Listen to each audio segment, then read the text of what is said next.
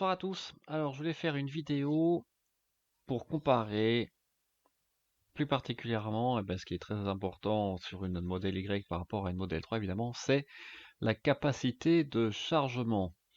Donc, je vais vous résumer tout ça le plus rapidement possible, on va dire, dans cette vidéo, en commençant d'abord à vous remontrer la modularité de la modèle Y avec les sièges 60-40 qui se rabattent. En fait, il y a un système électrique qui juste déclipse, on va dire, les sièges par rapport à leur fixation à l'arrière, et hop, ils se rabattent avec le poids, entre guillemets, sur l'avant. Et vous avez bien vu que au niveau du volume arrière, on a bien deux coffres sous le plancher, et je vais en revenir plus tard. Voilà. Et ce qui est intéressant aussi, c'est que en termes de capacité de chargement, il y a quand même une différence très importante, non seulement dans le coffre arrière, mais aussi au niveau du coffre avant. Et ça, je m'y attendais pas trop. Alors là, vous voyez dans cette vidéo, là, il commence à regarder la différence en mettant du sopalin et puis des valises dans le coffre. Il commence à faire toutes les mesures et on va voir juste après, concrètement, qu'est-ce que cela donne entre les deux voitures. Juste en remplant avant, voilà que par exemple pour mettre un vélo dans la Model 3, évidemment, c'est pas très pratique, puisque c'est pas un haillon, donc vous êtes limité en hauteur et ça devient tout de suite un peu compliqué. Et évidemment, vous n'avez pas ce souci au niveau de la Model Y. Et je reviendrai aussi sur les sièges de la Model 3 car il y a du nouveau à ce sujet. Alors si on regarde le volume, ce qu'ils appellent le cargo sur la Model 3, sur les différents sites, ils parlent de 15 cube feet. Donc je vais revenir plus tard, on va voir exactement combien ça fait. Et par rapport à la modèle Y, évidemment, il y a une grosse différence. Alors, qu'est-ce que ça fait si on translate en litres? Le volume du coffre de la modèle Y est à peu près à 700 litres en comptant les deux coffres dessous, sous le plancher. 127 litres pour le coffre avant, 792 litres euh, pour le volume, c'est on rabat les sièges arrière en plus, et en tout 1600 litres. Et on voit que pour la modèle 3, c'est à peu près ce que je comptais sur la mienne, à peu près 450 litres pour le coffre arrière en prenant en compte les soupassements, que 60 litres pour le coffre avant, 622 litres pour les sièges arrière, et en tout 1222 litres. Donc ça fait quand même une belle différence, 700 litres au lieu de 450 rien que pour le coffre arrière. Évidemment, il y a la hauteur qui joue, c'est vraiment notable. Et aussi au niveau du coffre avant, là, j'avoue que je m'y attendais pas. Je pense qu'il est plus profond. Donc on a 60 litres de plus aussi au niveau du coffre avant.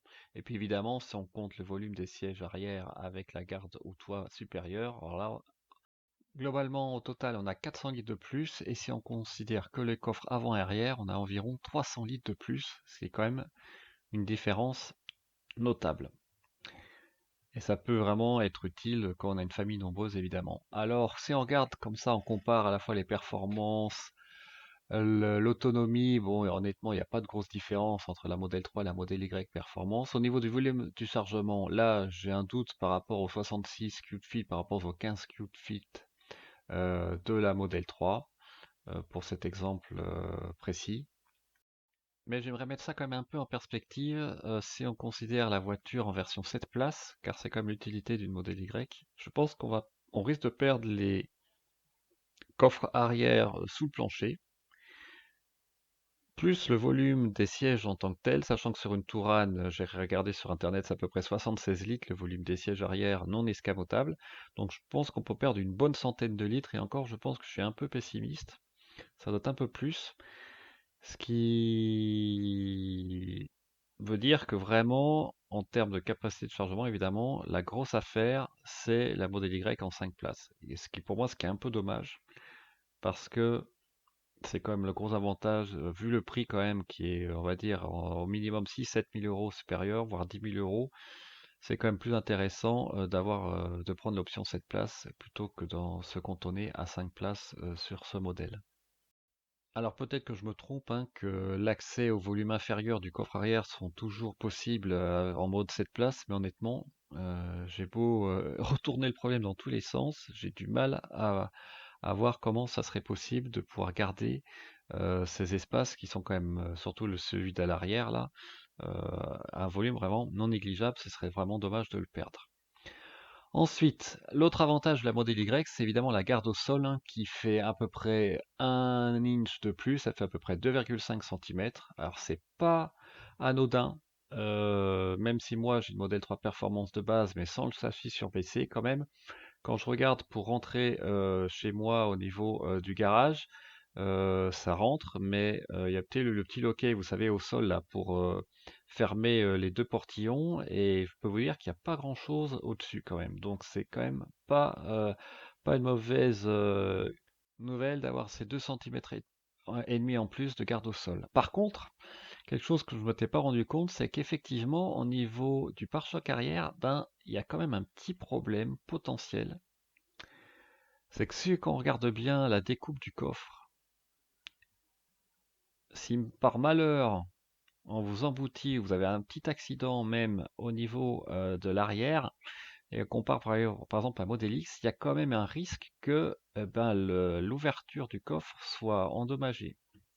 Et ça, c'est pas une bonne nouvelle. Donc évidemment, il y a quand même un risque faible d'avoir un accident, mais si on se fait un peu emboutir l'arrière, s'il faut changer à la fois le pare-choc plus la partie du coffre arrière déformée, ça peut chiffrer assez rapidement. Donc même si elle est un peu surélevée, je pense qu'il y a quand même un risque que à la fois la partie coffre et la partie du pare-choc soient endommagées en même temps.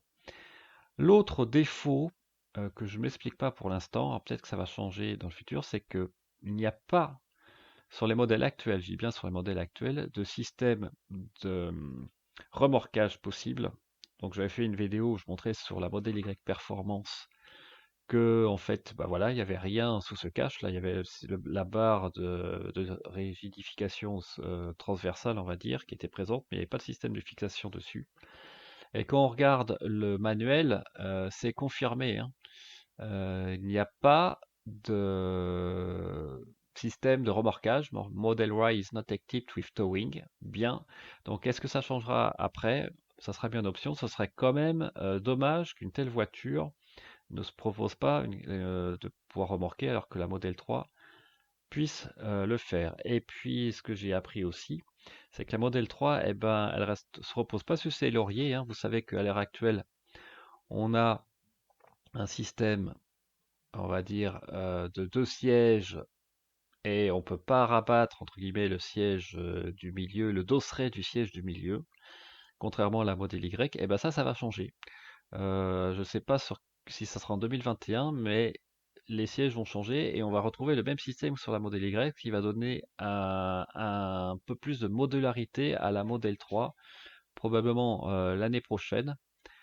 Alors évidemment, hein, je pense exactement le même système. Vous voyez aussi la petite barre métallique là qui permet de fixer le dosseret du milieu. Et c'est exactement le même mécanisme d'ouverture, que ce soit pour le siège central ou pour les sièges latéraux. Donc ça peut être utile notamment quand on part au ski, et bien évidemment ça va changer la donne pour la Model 3 ou pour mettre des objets longs et pas trop larges.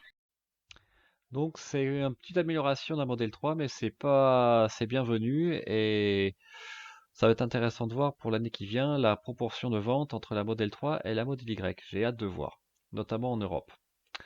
Bah écoutez, voilà, j'espère que cette petite vidéo vous a plu. Je vous souhaite une très bonne semaine. N'hésitez pas à me laisser des commentaires et à utiliser mon lien de parrainage si le cœur vous en dit. Et on se dit à très bientôt. Merci, au revoir.